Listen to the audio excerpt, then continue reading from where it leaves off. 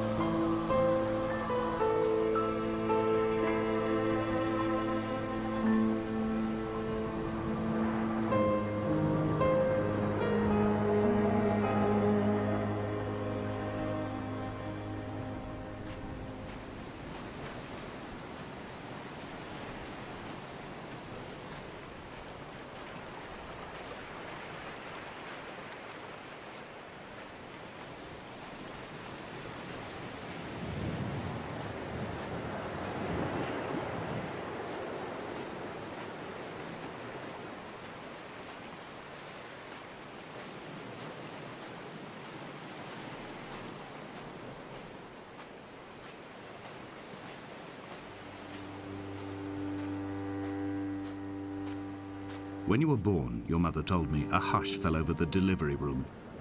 A great red birthmark covered the left side of your face.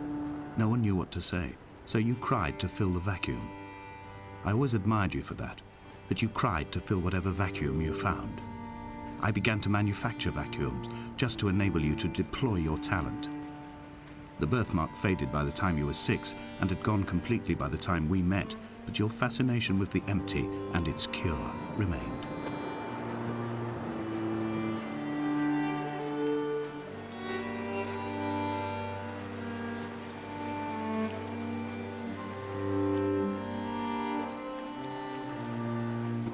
Dear Esther, I found myself to be as featureless as this ocean, as shallow and unoccupied as this bay, a listless wreck without identification.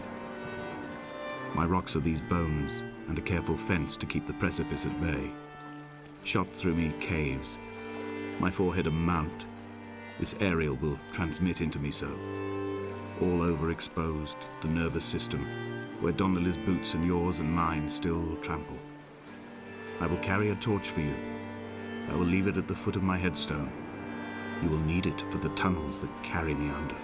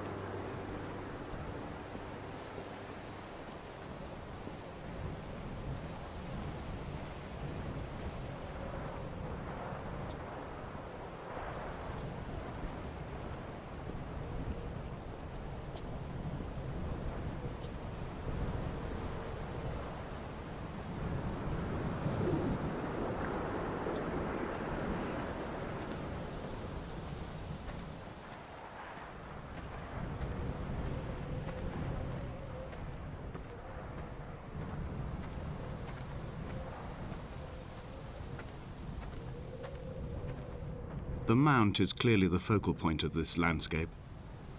It almost appears so well placed as to be artificial. I find myself easily slipping into the delusional state of ascribing purpose, deliberate motive to everything here. Was this island formed during the moment of impact? When we were torn loose from our moorings and the seatbelts cut motorway lanes into our chests and shoulders, did it first break surface then?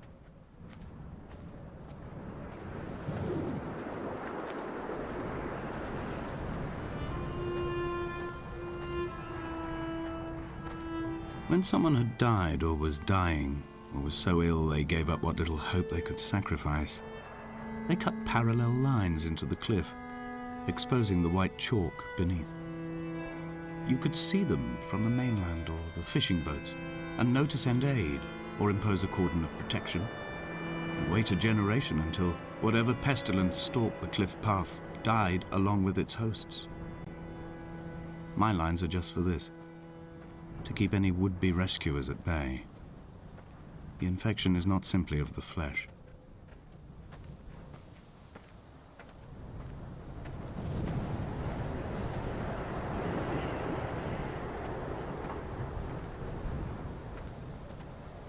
I quote directly, a motley lot with little to recommend them.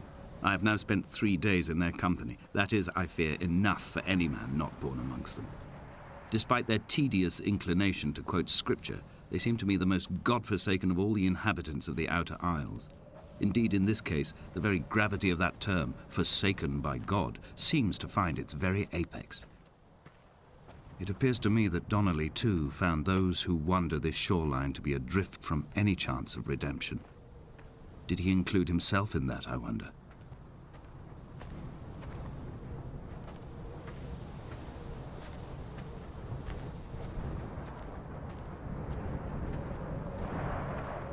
Dear Esther, I met Paul. I made my own little pilgrimage. My Damascus, a small semi-detached on the outskirts of Wolverhampton. We drank coffee in his kitchen and tried to connect to one another. Although he knew I hadn't come in search of an apology, reason or retribution, he still spiraled in panic, thrown high and lucid by his own dented bonnet. Responsibility had made him old. Like us, he'd already passed beyond any conceivable boundary of life. I find myself increasingly unable to find that point where the hermit ends and Paul and I begin. We are woven into a sodden blanket, stuffed into the bottom of a boat to stop the leak and hold back the ocean. My neck aches from staring up at the aerial. It mirrors the dull throb in my gut where I am sure I've begun to form another stone. In my dreams, it forms into a perfect representation of Lot's wife, head over her shoulder, staring along the motorway at the approaching traffic in a vacuum of fatalistic calm.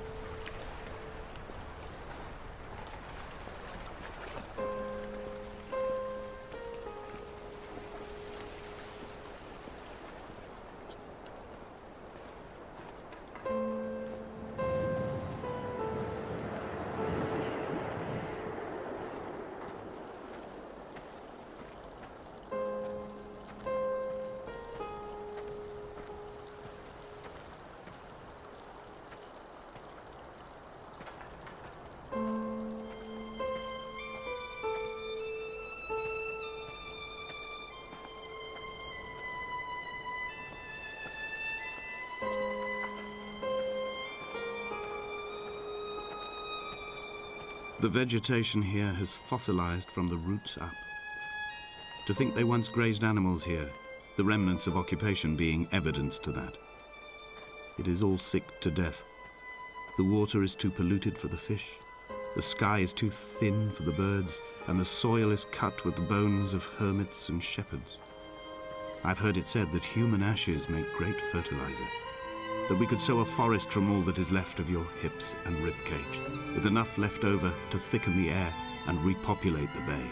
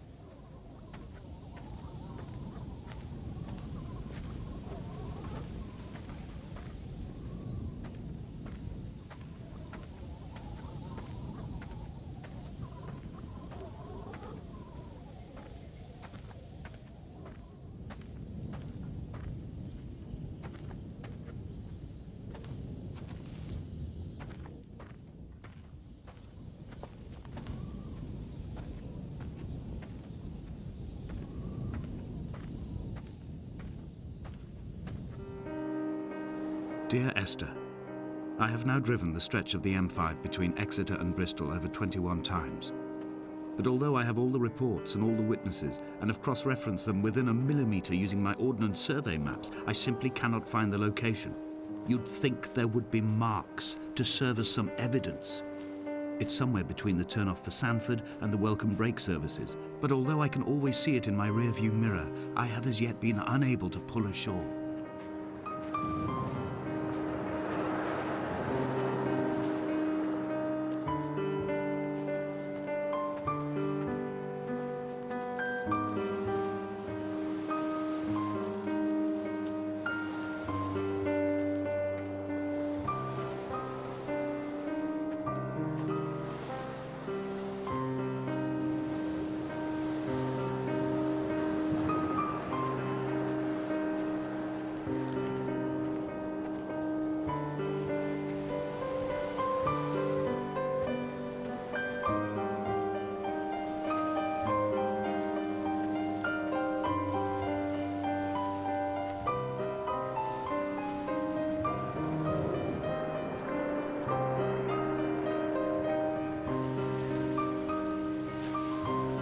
It's only at night that this place makes any sluggish effort at life.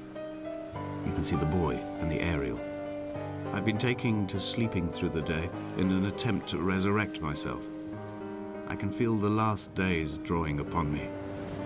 There's little point now in continuation. There must be something new to find here. Some nook or some cranny that offers a perspective worth clinging to. I've burnt my bridges. I've sunk my boats and watched them go to water.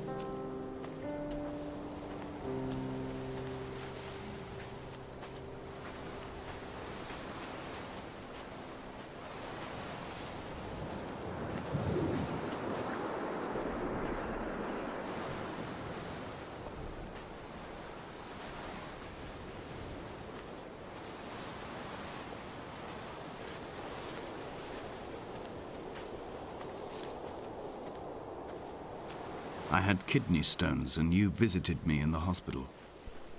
After the operation, when I was still half submerged in anesthetic, your outline and your speech both blurred. Now my stones have grown into an island and made their escape, and you have been rendered opaque by the car of a drunk.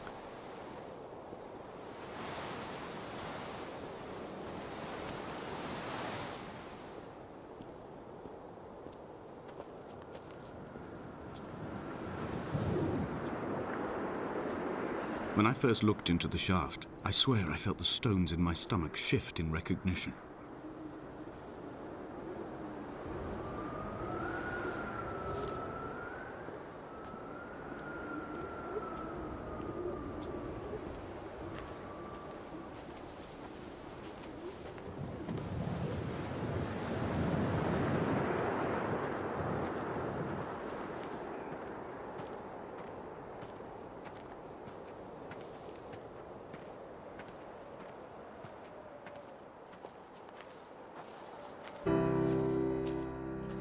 I've begun my ascent on the green slope of the western side.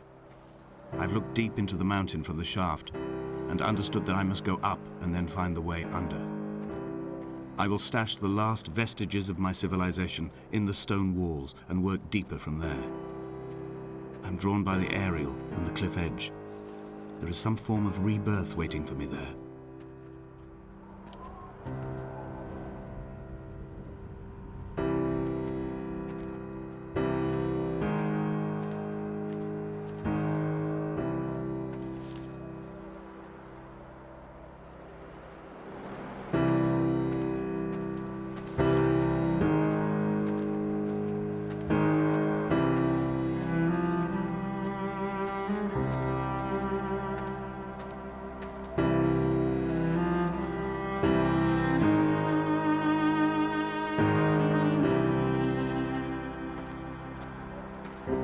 bothy was constructed originally in the early 1700s. By then, shepherding had formalized into a career. The first habitual shepherd was a man called Jakobsen, from a lineage of migratory Scandinavians. He was not considered a man of breeding by the mainlanders. He came here every summer whilst building the bothy, hoping eventually that becoming a man of property would secure him a wife and a lineage. Donnelly records that it did not work. He caught some disease from his malcontented goats and died 2 years after completing it. There was no one to carve white lines into the cliff for him either.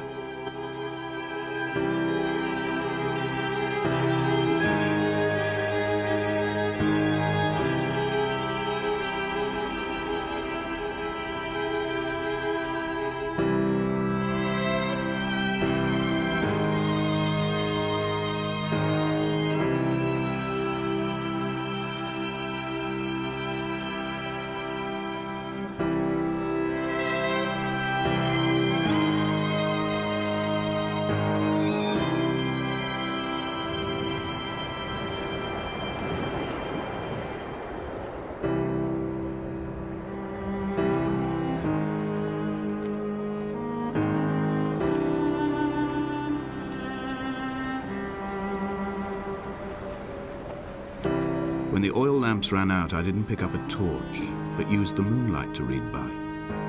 When I've pulled the last shreds of sense from it, I will throw Donnelly's book from the cliffs and perhaps myself with it. Maybe it will wash back up through the caves and erupt from the spring when the rain comes, making its return to the hermit's cave. Perhaps it will be back on the table when I wake. I think I may have thrown it into the sea several times before.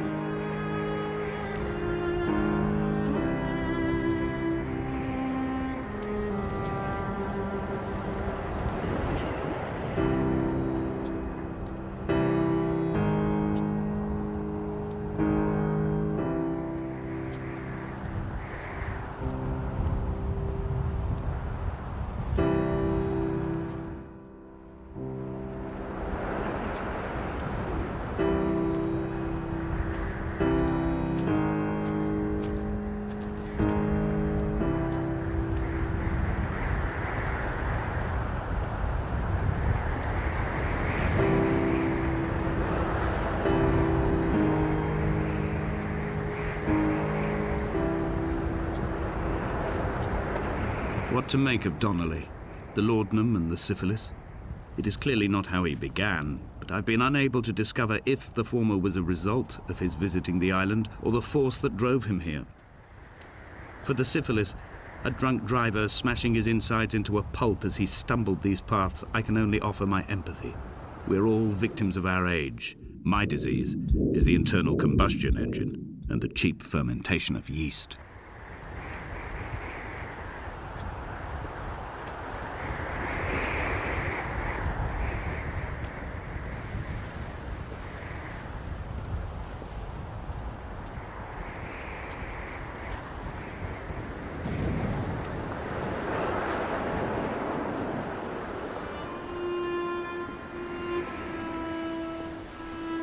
They found Jakobsen in early spring. The thaw had only just come. Even though he'd been dead nearly 7 months, his body had been frozen right down to the nerves and had not even begun to decompose. He'd struggled halfway down the cliff path, perhaps looking for some lost goat, or perhaps in a delirium, and expired, curled into a claw right under the winter moon. Even the animals shunned his corpse. The mainlanders thought to bring it home unlucky. Donnelly claims they dragged it to the caves to thaw out and rot, but he is proving an unreliable witness.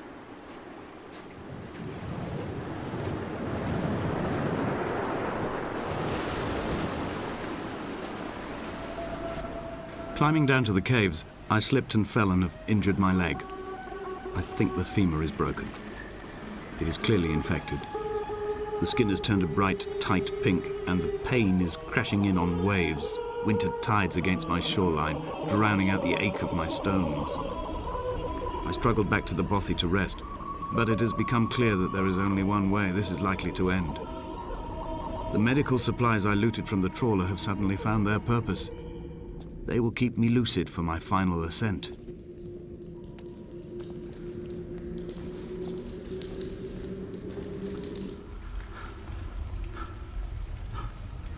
Donnelly did not pass through the caves.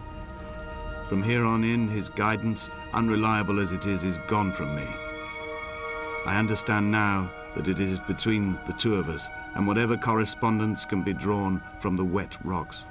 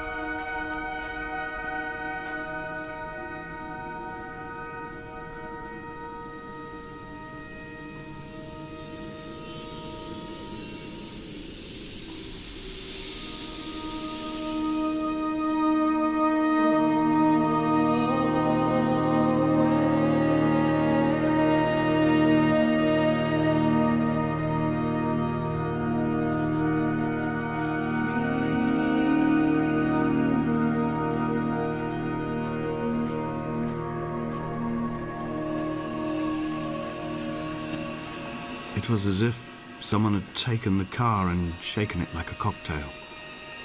The glove compartment had been opened and emptied with the ashtrays and the boot. It made for a crumpled museum, a shattered exhibition.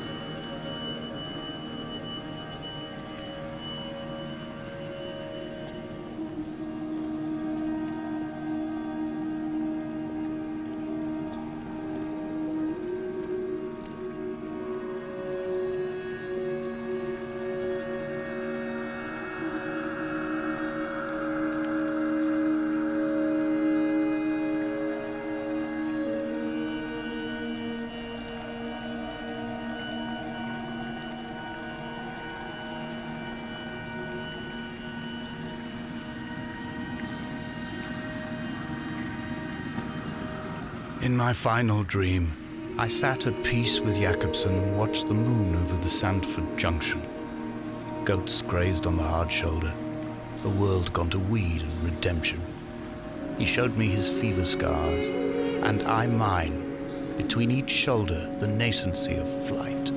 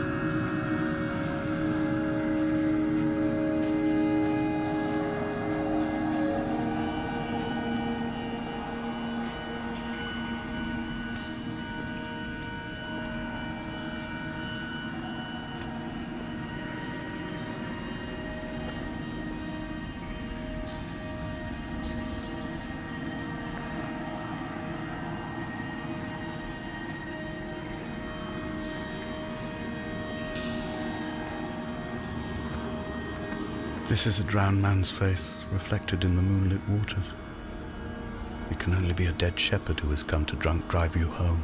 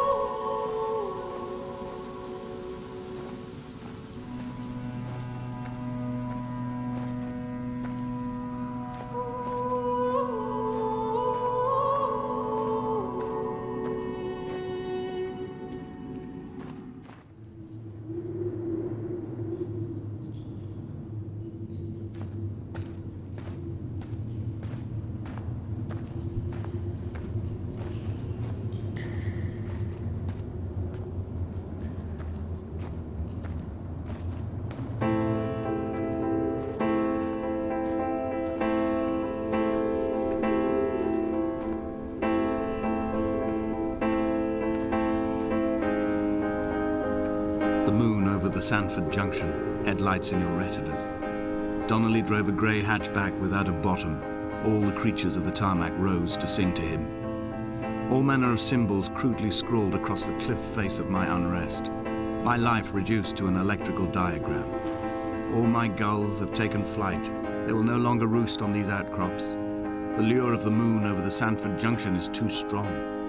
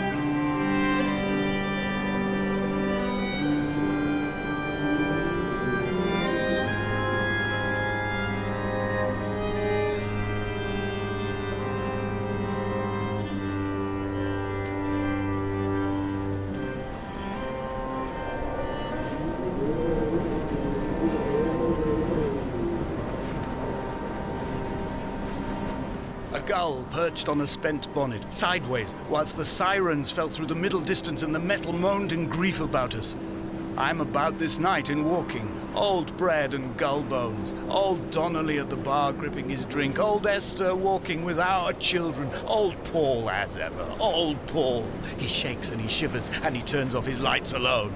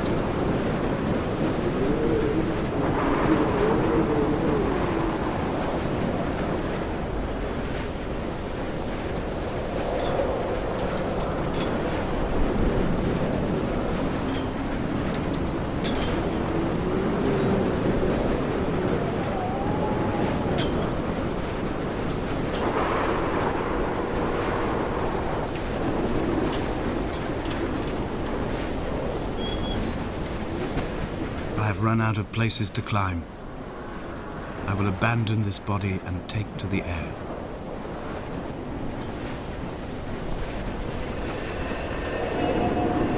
Dear Esther, I have burnt my belongings, my books, this death certificate. Mine will be written all across this island. Who was Jakobsen? Who remembers him? Donnelly has written of him, but who was Donnelly? Who remembers him? I have painted, carved, hewn, scored into this space all that I could draw from him. There will be another to these shores to remember me. I will rise from the ocean like an island without bottom, come together like a stone, become an aerial, a beacon, that they will not forget you. We have always been drawn here. One day the gulls will return and nest in our bones and our history. I will look to my left and see Esther Donnelly flying beside me. I will look to my right and see Paul Jakobsen flying beside me. They will leave white lines carved into the air to reach the mainland, where help will be sent.